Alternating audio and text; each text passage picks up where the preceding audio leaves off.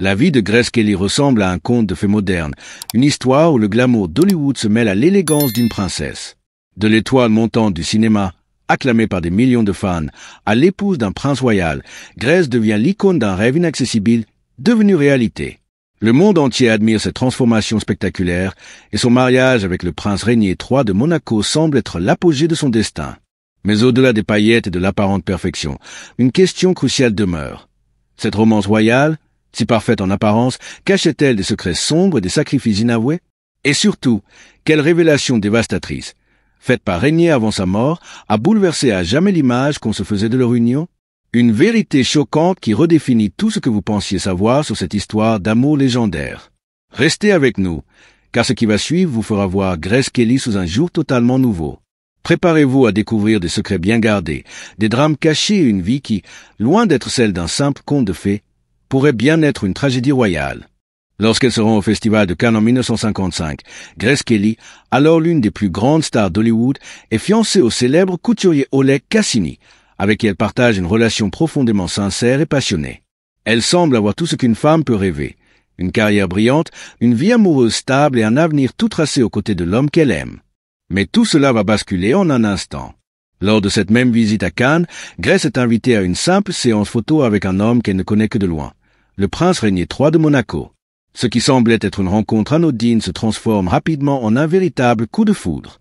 Le magnétisme de ce prince au charme princier, ainsi que son allure royale, captive instantanément le cœur de Grace. Après cette rencontre fortuite, elle se rendra même au palais princier de Monaco, un détour qui allait changer le cours de sa vie à jamais. Son amie de longue date, l'actrice Olivia de Havilland, se souvient de l'effet qu'a eu cette rencontre sur Grace. Elle raconte plus tard, Grace était dans un état d'enchantement. C'était comme si, pour elle, le reste du monde avait cessé d'exister, et seul Rainier comptait désormais. Mais ce coup de foudre n'était pas sans conséquence. Peu après, des lettres retrouvées à la suite d'une vente aux enchères révèlent à quel point Grace était profondément attachée à son fiancé, Oleg Cassini. Pourtant, ses sentiments envers lui semblent vaciller à mesure qu'elle succombe à la magie de la rencontre royale. Cassini, bouleversé et trahi, aurait réagi avec amertume, lui disant « Tu épouses ce prince parce que c'est le plus beau scénario qu'on ait pu écrire. » C'est avec cette déclaration pleine de douleur que l'histoire d'un amour brisé se mêle à celle d'un autre, bien plus puissant, celui qui allait faire de Grace Kelly non plus une simple actrice d'Hollywood, mais une princesse. Un prix lourd à payer pour un destin aussi incroyable, mais quel prix, en fin de compte, est trop élevé lorsqu'il s'agit de l'amour et de la royauté? Officiellement, le mariage entre Grace Kelly et le prince Rainier III de Monaco n'a jamais été décrit comme arrangé. C'était, selon les apparences, une union née d'un véritable amour, fruit d'une rencontre improbable et d'une histoire aussi magique qu'imprévisible. Mais en réalité, plusieurs éléments laissent penser que ce mariage n'était pas uniquement une affaire de cœur, mais aussi une question de politique et de survie pour la principauté de Monaco. Selon plusieurs sources, dont la biographie On Sepana Time de Gianni Taraborelli, les parents de Grace Kelly ont joué un rôle clé dans la décision de leur fille. À cette époque, Monaco était confronté à un défi de taille. Le prince Rainier III était sous pression pour produire un héritier qui pourrait garantir la pérennité de la dynastie, surtout maintenir l'indépendance de Monaco face à la France. En effet, si Rainier ne parvenait pas à avoir un enfant, Monaco risquait de perdre son statut d'indépendance absorbé par la puissance voisine. C'est dans ce contexte que le père de Grace, John Kelly, un homme pragmatique et influent, aurait joué un rôle fondamental. Conscient de l'importance de cette union pour la stabilité de Monaco, il aurait insisté pour que sa fille accepte la demande en mariage du prince, bien que celle-ci ait été partagée entre l'amour et le devoir. Non seulement cette décision s'inscrivait dans une logique politique, mais elle représentait aussi un acte de fidélité aux attentes de sa famille. Avant que le mariage puisse se concrétiser, Grace Kelly dut également se soumettre à des examens médicaux rigoureux, afin de prouver qu'elle serait capable d'enfanter. Ce détail étonnant soulignait l'enjeu politique du mariage. Il ne s'agissait pas seulement d'unir deux cœurs, mais aussi de garantir l'avenir de la famille royale monégasque. Le père de Grace, déterminé à sécuriser un avenir radieux pour sa fille, n'a pas hésité à verser une dot de 2 millions de dollars, une somme colossale à l'époque, pour rendre l'union encore plus attractive aux yeux du prince. Ce geste symbolique était à la fois une marque d'engagement et une tentative de renforcer les liens entre Monaco et la famille Kelly en offrant à Grace et à son prince un avenir sans souci financier. 2 semaines à peine après ce geste décisif, le prince Rainier faisait sa demande officielle en mariage à Grace. Ce fut un moment à la fois romantique et chargé d'enjeux, une demande qui allait changer le cours de l'histoire de Monaco et de la vie de Grace Kelly. Mais l'aspect stratégique de cette union ne s'arrête pas là. Selon le producteur de cinéma Robert Evans, c'est Aristote Onassis, le magnate grec, qui aurait soufflé à l'oreille de Régnier une idée révolutionnaire. Onassis, un homme réputé pour son flair pour les affaires, aurait conseillé au prince. Épouse une star et Monaco deviendra le centre du monde. Cette déclaration n'était pas simplement un conseil avisé, mais un véritable tournant dans la stratégie royale de Monaco. Grace Kelly, la star d'Hollywood, allait non seulement apporter l'amour et l'éclat à la couronne monégasque, mais aussi transformer le Petit Rocher en un véritable épicentre de la célébrité internationale. Et ainsi, grâce à cette union, Monaco allait devenir l'un des lieux les plus emblématiques du monde, attirant des célébrités, des magnats et des politiques du monde entier. Mais derrière cette apparence glamour et dorée se cachait une toute autre réalité, où l'amour, la politique et le destin se sont entrelacés d'une manière inédite. Le mariage princier de 1956 entre Grace Kelly et le prince Régnier III de Monaco fut un événement mondial qui attira l'attention de la planète entière. C'était bien plus qu'une simple cérémonie. C'était l'alliance d'une star d'Hollywood et d'un prince héritier, un mariage qui allait façonner le destin de Monaco et de Grace à jamais. Les chiffres de l'événement témoignent de sa grandeur. 2000 journalistes venus du monde entier pour couvrir cet événement historique, 30 millions de téléspectateurs réunis devant leurs écrans pour suivre en direct les festivités, et la cérémonie elle-même filmée et diffusée par la célèbre MGM, un coup médiatique magistral qui a permis de partager ce moment magique avec des millions de personnes. Le monde entier semblait suspendu aux détails de cette union. De la robe de mariée de Grace Kelly, dessinée par le couturier Hélène Rose, à la procession à travers les rues de Monaco, chaque geste était observé et scruté à la loupe. Les médias n'ont cessé de faire leur travail, immortalisant chaque instant de ce mariage princier qui, dans l'esprit de beaucoup, était la concrétisation d'un conte de fées modernes. Les flashs des appareils photo éclatants dans la cathédrale, les sourires radieux des jeunes époux et la majesté des lieux donnèrent au monde l'impression d'une véritable histoire d'amour et de grandeur. Les invités de marque, les membres de la famille royale et la population de Monaco se sont tous rassemblés pour célébrer ce qui semblait être l'apogée d'une romance entre deux mondes. Mais derrière ce tableau idyllique, la réalité était bien différente, comme le révélera plus tard le prince Albert, leur fils. Bien que le mariage ait été célébré comme le mariage du siècle par la presse et les spectateurs, la princesse Grace, elle, ne le vivait pas tout à fait de cette manière. Selon ses propres mots, ce mariage n'était pas un rêve éveillé, mais un véritable fardeau. Elle qualifiait l'événement, avec une pointe de sarcasme, de « carnaval du siècle », un moment imposé par la grandeur des attentes et les exigences royales. En effet, tout ce faste et cette attention médiatique avaient un coût. Grace Kelly, accablée par la pression et l'épuisement, n'avait jamais imaginé que son mariage serait ainsi sous les projecteurs de façon si intense. L'organisation du mariage, la préparation des tenues et surtout l'attention constante des journalistes l'avaient plongée dans un tourbillon auquel elle n'était pas habituée. En plus de devoir s'adapter à la vie de princesse, elle devait maintenant jongler entre son ancienne vie de star et ses nouvelles responsabilités. Le soir de leur mariage, la réalité se fit encore plus cruelle. Après la grande réception, les jeunes mariés se retirèrent dans leur chambre pour leur nuit de noces. Mais, épuisée par les événements de la journée, Grace Kelly confia plus tard à son fils qui ne s'était même pas réveillé pour célébrer cette nuit particulière comme on l'aurait imaginé.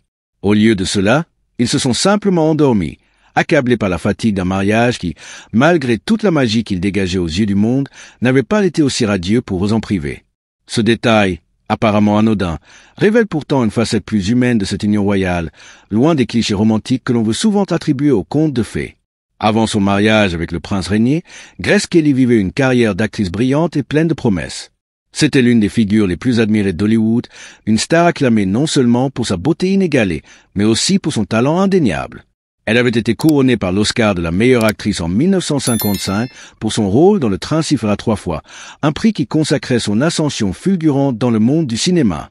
Mais au-delà de ses succès au grand écran, c'était sa collaboration avec le maître du suspense, Alfred Hitchcock, qui la propulsait encore plus haut.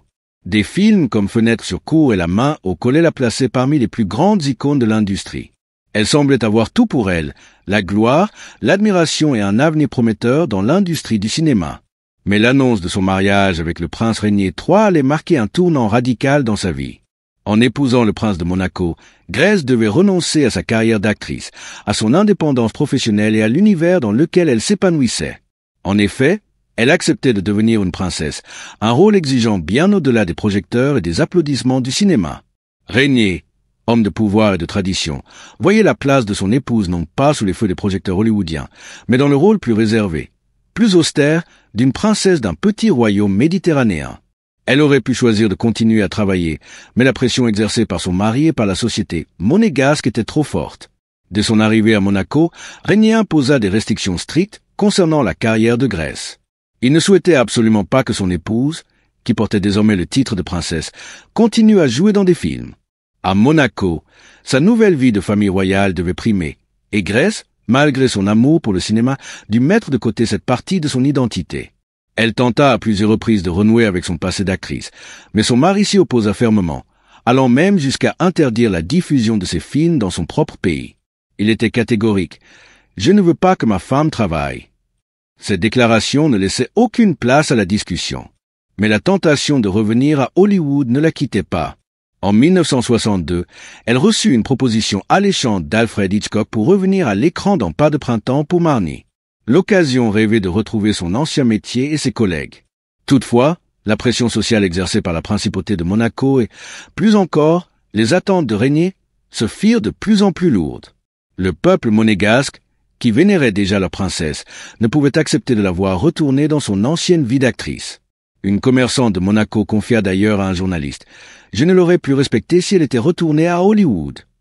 Ce témoignage montre à quel point le poids de l'image publique de Grèce à Monaco était immense. Elle ne pouvait plus simplement être l'actrice hollywoodienne qu'elle avait été. Elle était désormais une princesse, et à ce titre, elle devait faire passer son rôle royal avant toute autre chose. La princesse Grèce, consciente des attentes, finit par renoncer à ce rôle dans le film d'Hitchcock, scellant définitivement son retrait du cinéma. Ce sacrifice, bien qu'il ait été fait par amour pour son mari et son pays, n'en restait pas moins lourd à porter pour elle. Grèce, qui avait conquis le monde avec son talent et son charisme, devait désormais renoncer à une partie de son identité pour se conformer aux règles imposées par la royauté monégasque. Dans les années 70, une opportunité inattendue lui permet de renouer discrètement avec son ancienne vie. Le monde du cinéma, qu'elle avait dû quitter pour sa vie de princesse, ne l'avait jamais complètement laissée. Et en 1973, une proposition inattendue de la 21st Century Fox lui offre une brèche vers son passé, un poste au conseil d'administration du studio, une première pour une femme. Cette offre, non seulement rare, mais révolutionnaire pour l'époque, permet à Grèce de pénétrer à nouveau dans l'univers du cinéma, mais cette fois-ci sous un angle bien différent. Elle ne redevient pas actrice, mais elle retrouve l'opportunité d'influencer de manière subtile, mais décisive, l'industrie du film. Grâce à ce rôle, Grèce a la chance de voyager à New York et à Los Angeles, et de rencontrer à nouveau des producteurs, des réalisateurs, des acteurs avec lesquels elle avait partagé des moments de gloire. Mais ce n'était pas que des rencontres professionnelles. Les voyages et les réunions lui permettaient de respirer à nouveau l'air du monde du cinéma, un univers qu'elle avait dû quitter avec douleur. Ces réunions sont un cadeau du ciel, avoua-t-elle avec émotion. Pour la première fois depuis son retrait, elle se retrouvait dans un environnement où elle se sentait encore appartenir, bien qu'elle fût désormais une princesse. Ces escapades étaient, pour elle, comme une bouffée d'air frais dans une vie marquée par le protocole et les contraintes. Elles étaient l'occasion de renouer avec une partie de son identité qu'elle avait presque oubliée. Mais malgré ces retrouvailles, elle devait toujours jongler avec les attentes de son rôle de princesse et les pressions sociales qui l'entouraient. Ce retour discret à Hollywood ne faisait pas oublier les sacrifices qu'elle avait consentis, mais il lui permettait de se rappeler qu'elle n'avait pas disparu pour toujours. Derrière les murs dorés du palais princier, le mariage entre Grace Kelly et le prince Régnier, bien qu'idyllique en apparence, était marqué par des ombres de doute et de trahison. Le prince, malgré l'image impeccable qu'il cultivait, aurait, selon la biographe Wendy Lay, entretenu plusieurs liaisons dès les premiers mois de leur union. Ces infidélités seraient devenues un secret bien connu à la cour monégasque. Malheureusement, elles atteignaient également la princesse dans son âme. Grèce, si déterminée à maintenir l'image de la famille royale et à préserver son mariage, était bien consciente de la situation. C'est dans des moments de solitude qu'elle se confiait à des proches, notamment à sa coiffeuse. Dans des moments de grande vulnérabilité, elle lâcha des mots lourds de sens. « Je sais qu'il me trompe. C'est très frustrant et très douloureux. » Ces révélations, pleines de douleur et de désillusion, donnaient un aperçu rare de la souffrance silencieuse de la princesse, dont l'image publique de perfection ne laissait rien paraître. En dépit de l'humiliation et du chagrin, Grèce ne resta pas passive. Comme beaucoup d'épouses trahies, elle chercha du réconfort ailleurs. La princesse, profondément marquée par cette solitude émotionnelle, aurait trouvé une forme de consolation dans des relations discrètes, notamment avec des figures emblématiques d'Hollywood comme Frank Sinatra et Marlon Brando. Une liaison secrète avec Sinatra aurait duré plusieurs années, à tel point que certains racontent que leur relation dépassait les simples échanges amicaux. Bien que cette relation soit restée secrète, l'intensité du lien entre Grace et Sinatra semble avoir été forte, à tel point que certains ont suggéré qu'il y avait bien plus que de l'amitié entre eux. Quant à Marlon Brando, acteur d'une autre trempe, leur complicité semblait également dépasser celle de simples collègues. Ces amitiés intimes, à l'abri des regards, constituaient pour Grace des instants d'évasion, des moments où elle pouvait retrouver une part de sa liberté perdue, loin des contraintes du mariage princier. En apparence, une famille idéale. Mais selon plusieurs proches, la vie au palais était loin d'être aussi idyllique qu'elle en avait l'air. Derrière les murs du palais princier, où le luxe et la splendeur régnaient, l'atmosphère était bien plus lourde. L'exigence du protocole, les responsabilités royales pesaient sur chaque membre de la famille, transformant le quotidien en une série de rôles à jouer. Grace, malgré sa beauté et son charme, se retrouvait à endosser celui de la mère parfaite, celle qui devait sans cesse maintenir l'image d'une famille unie et sans faille. Les tensions étaient palpables entre les membres du couple, mais aussi avec leurs enfants, qui étaient aussi enfermés dans une bulle dorée où leur vie était dictée par les attentes royales. Les rumeurs parlaient d'une Grace très souvent isolée dans sa propre maison, et certains proches n'hésitaient pas à affirmer que la princesse était un être déconnecté de ses vrais désirs. Elle n'avait plus cette liberté qu'elle avait tant chérie, ni le soutien qu'elle espérait de son mari, souvent trop occupé par ses propres préoccupations politiques et la gestion du palais. La tension était palpable, avec des disputes qui éclataient parfois en privé. Même ses enfants, Albert, Caroline et Stéphanie, bien que choyés, étaient pris dans ce tourbillon d'exigences royales. Caroline, particulièrement, exprimait parfois une rébellion silencieuse face à cette vie où la liberté de choix semblait un luxe inaccessible. Leur vie était en réalité des performances publiques. Ce n'était pas juste une vie royale, mais une scène sur laquelle chacun devait jouer un rôle bien défini. À chaque instant, les membres de la famille devaient veiller à ne pas briser l'image parfaite qu'ils étaient censés représenter. Peu avant sa mort, le prince régnier aurait confié à un proche une phrase bouleversante qui a marqué profondément ceux qui l'ont entendue. Elle n'a jamais été heureuse ici. Le prince aurait avoué que la réalité de la vie au palais, avec son lot de contraintes et de sacrifices, avait peu à peu détruit l'esprit de la femme qu'il avait épousée.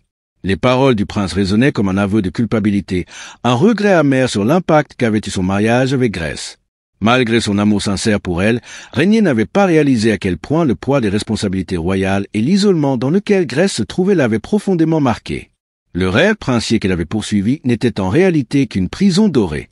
Ses sacrifices personnels, son abandon de sa carrière d'actrice, ses désirs de liberté, tout cela avait créé une fissure qui, petit à petit, s'était transformée en un gouffre de solitude. Le prince aurait reconnu que c'était son propre comportement et les exigences du protocole qui avaient empêché Grace de s'épanouir pleinement. Dans cette confession, il semblait enfin admettre qu'il n'avait pas su protéger la femme qu'il aimait autant qu'il aurait dû. En pensant à la grandeur de Monaco, il avait oublié de voir l'être humain qu'était Grace Kelly. Le prince Régnier, dans ces dernières années, aurait pris conscience du fardeau que représentait pour elle la vie monégasque et tout ce qu'elle avait dû sacrifier pour répondre aux attentes d'une famille royale. Ses regrets étaient un hommage tardif à celle qu'il avait poussée dans les bras du devoir, mais qui, au fond d'elle, n'avait jamais renoncé à son rêve de liberté. Le conte de fées de Grace Kelly n'en était peut-être pas un. Derrière la couronne, le luxe et les apparences, se cachait une femme qui avait tout donné, mais qui, au fond d'elle, rêvait encore de sa liberté et de ses projecteurs. Elle était celle qui brillait au cinéma, celle qui avait eu le courage de quitter Hollywood, celle qui portait son sourire de princesse avec une grâce inégalée.